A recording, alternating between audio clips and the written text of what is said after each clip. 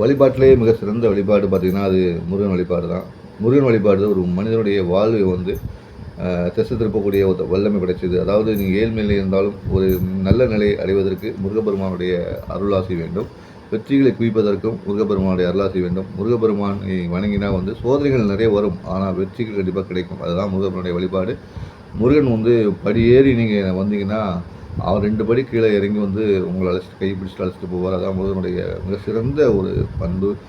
தமிழ் கடவுளாக போற்றப்படுகிற முருகப்பெருமான் வந்து எல்லாருடைய செல்லப்பிள்ளையாக தான் வந்து வளம் வந்துட்டு இருக்காரு. அந்த வகையில் முருக வழிபாடு எந்த நாளில் நீங்கள் மேற்கொள்ளலாம் அப்படின்னு பார்த்தீங்கன்னா, எல்லா நாட்களையும் முருக வழிபாடு ஏற்றுக்கொள்ளப்பட்டதாகும்.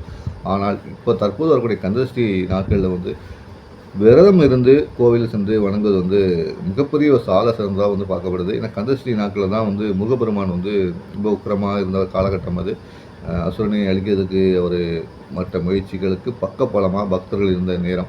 ஸோ அந்த நேரத்தை நினைவுறும் வகையில் ஒவ்வொரு ஆண்டும் பார்த்திங்கன்னா கந்தசஷ்டி அன்னைக்கு பக்தர்கள் விரதம் இருந்து முருகனுக்காக, அதாவது நம்ம வீட்டில் யாருக்கா உடம்பு சரியில்லை நம்ம நினைச்சுவோம், பட்னியாக கிடப்போம், விரதம் இருப்போம், கோயிலுக்குள்ள போய் உடம்பு சரியாக சொல்லுவோம். அந்த மாதிரி தான் முருகன் வெற்றி பெறுவதற்காக பக்தர்கள் விரதம் இந்த நாட்களை தான் வந்து கந்தசஷ்டின்னு சொல்கிறாங்க. இதுதான் உண்மையான விஷயம். நமக்காக காத்திருக்கும், நம்மை காக்கும் இறைவனுக்காக விரதம் இருக்கும் நாட்கள்.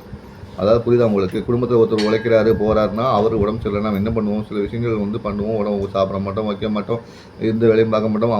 அவங்கள மேம்படுத்தி கொண்டு வருவதற்கான முயற்சிகளை மட்டும்தான் நம்ம கவனம் இருக்கும். அவன் வந்த பிறகு திருப்தியாக இருப்பான் இல்லையா? அதே மாதிரி தான் முருகப்பெருமான் நம்மை காக்கக்கூடிய கடவுளாக இருக்கக்கூடிய முருகப்பெருமானை காட்பதற்கான ஒரு முயற்சி தான் இது.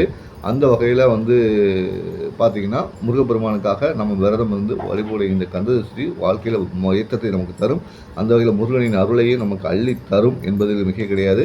முடிந்தால் கண்டிப்பாக கந்தசஷ்டி விரதத்தை மேற்கொண்டு பாருங்கள். வாழ்வில் எண்ணற்ற வளங்களையும் செல்வங்களையும் நீங்கள் பெறுவீர்கள். மனதில் அமைதியும் மகிழ்ச்சியும் உண்டாகும்.